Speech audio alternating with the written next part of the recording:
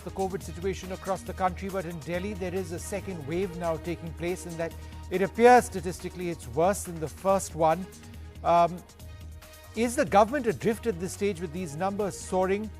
What about careless citizens amidst the unlockdown period? The numbers soaring. Does Delhi need to lock down again? Let's just try and bring you an explainer on this. A couple of points. Now, if you look at that first spike which took place, from the first spike was 3,947 cases between June and July. And as you can see, that's a significant spike. That was the first one. Then things got much better in the national capital. The Chief Minister went on record saying that the situation is well under control. But now, from the 10th of August to the 16th of September, 4,473 cases.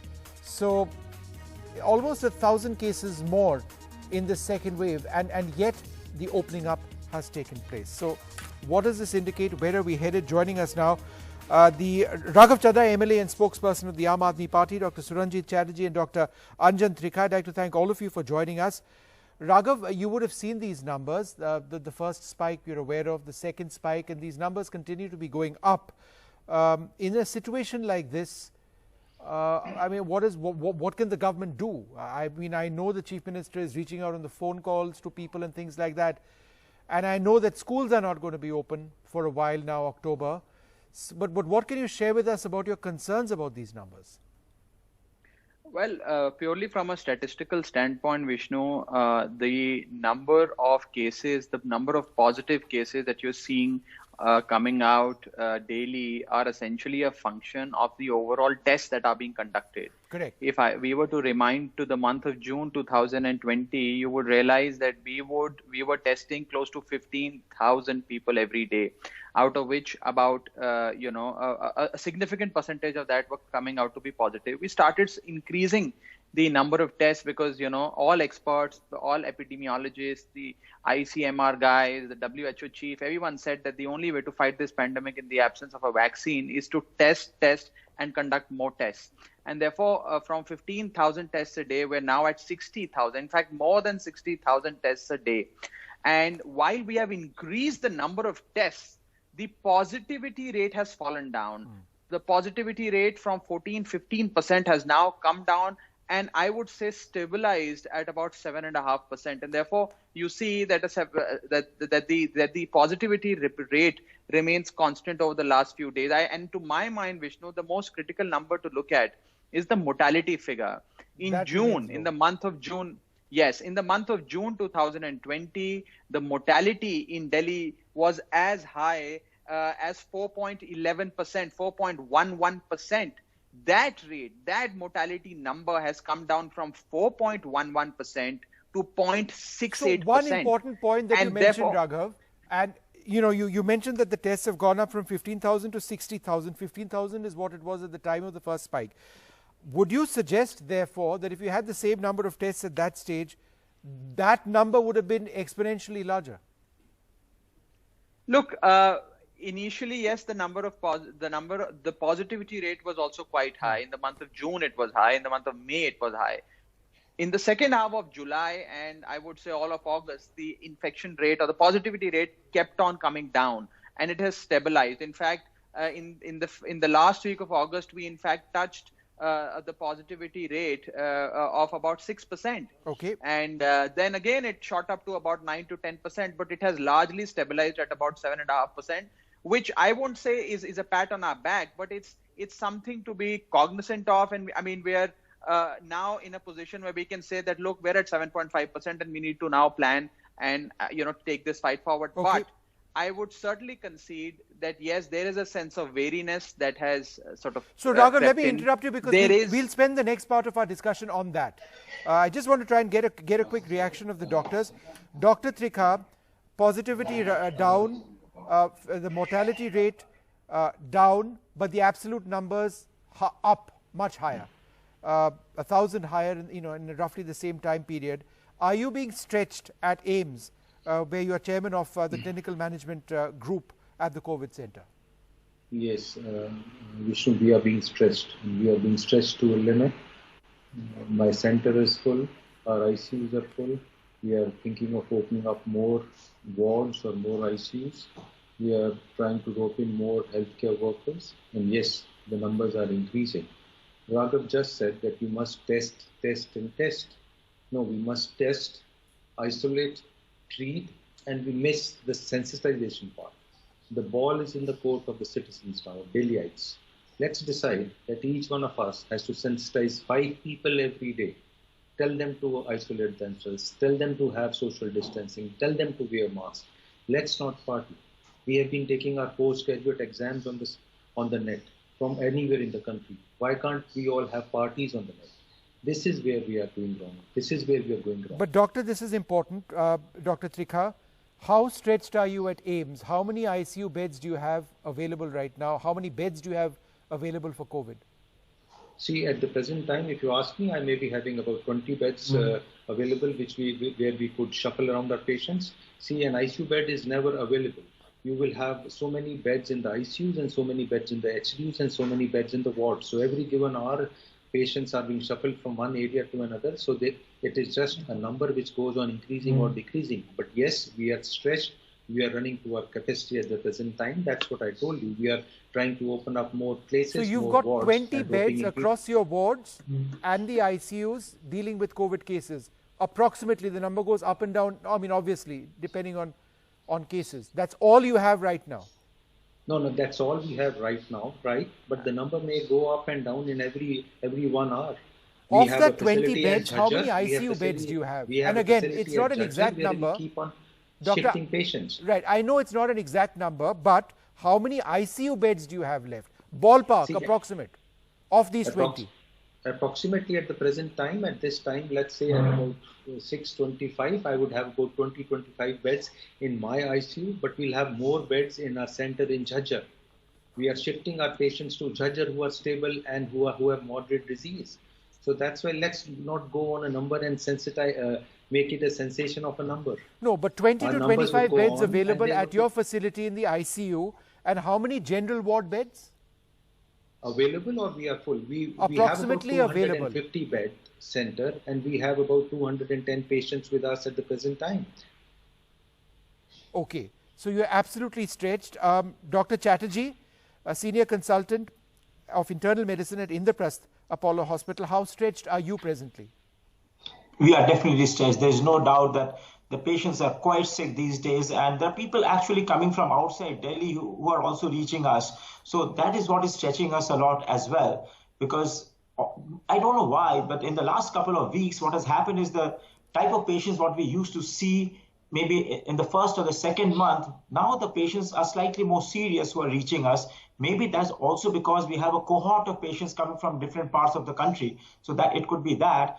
But yes, we are stretched. Our ICUs are full. Our general wards are full. What we are trying to do nowadays is trying to change from general wards to, there's what called a high dependency unit, which could be something like a semi-ICU sort of a thing where we could keep moderately serious type of patients. So we are shuffling between the beds and trying to find out and trying to adjust all these people. But there's no doubt that including the healthcare workers, including the doctors, including the housekeeping and the beds that is required, we are definitely struggling at this moment. Dr. Trikhas, when did you reach this stage in the last few days when you were at maximum capacity? 3 days back, 4 days back, 1 week back, approximately? No, approximately this number we started getting about 5 days back. We also had this number with us earlier on in the disease, but there was a different pattern.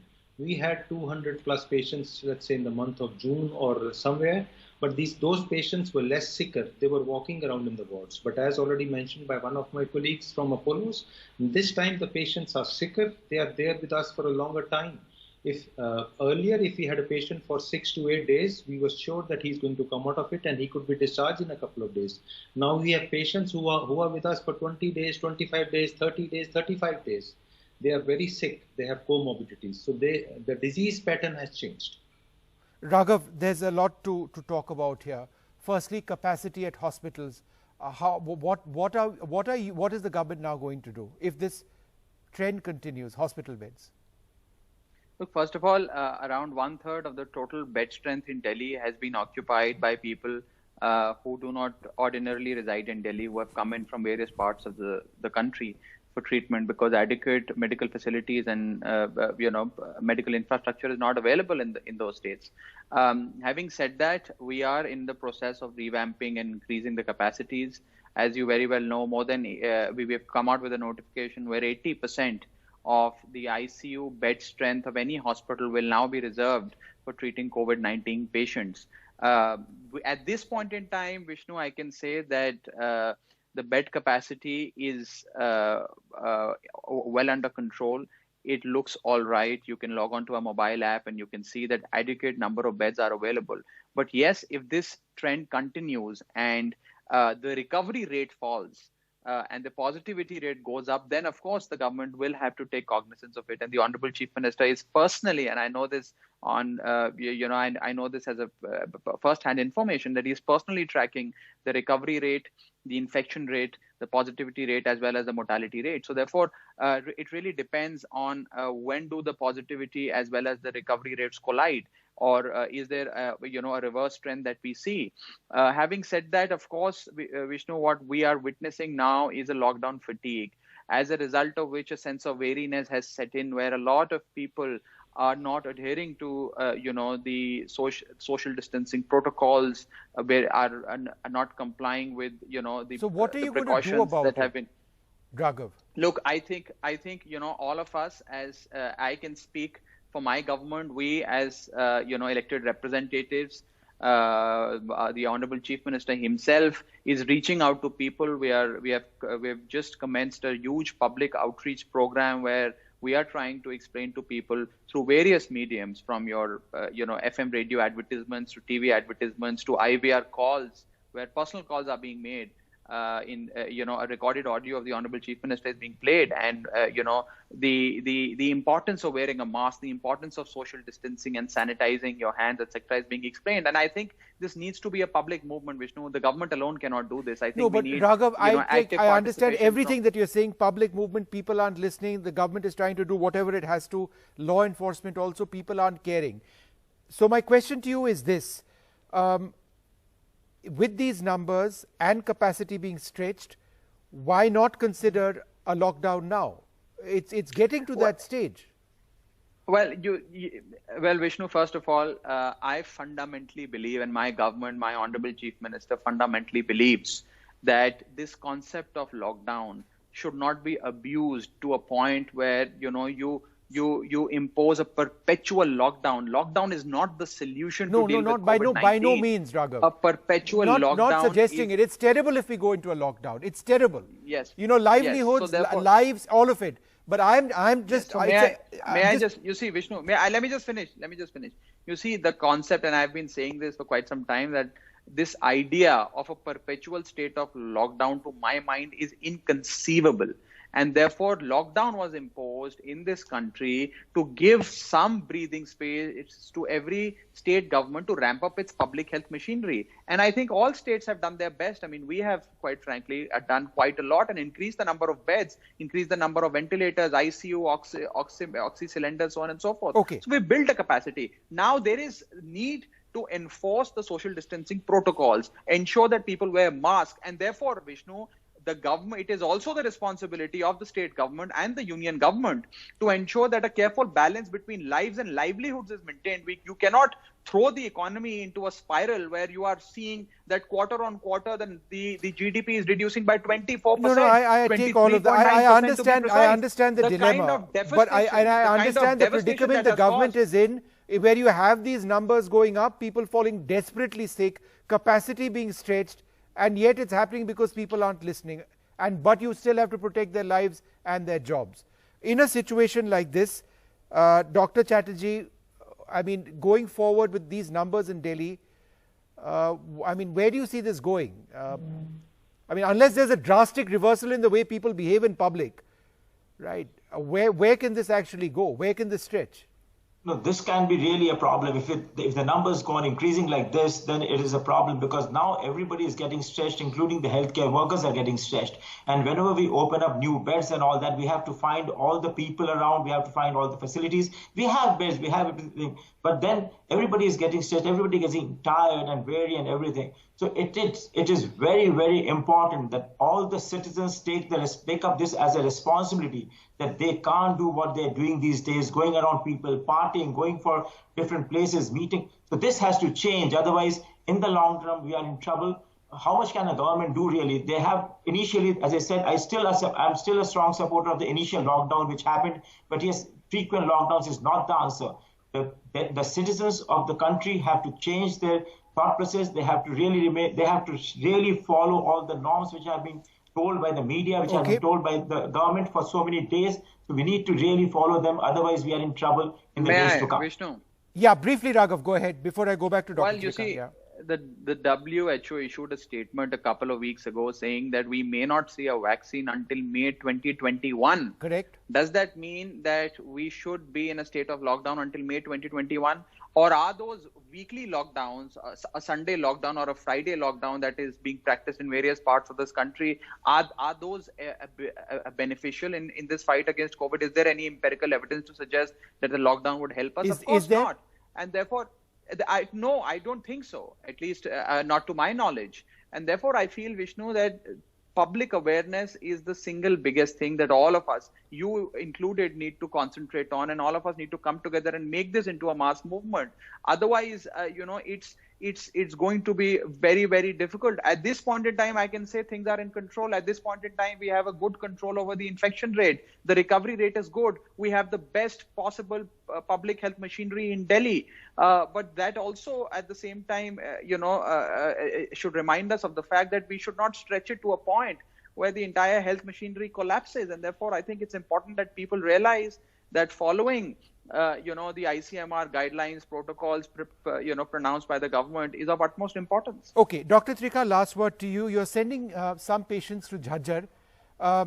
What do you require in terms of capacity given these numbers presently? We just require that we keep doing what we are doing.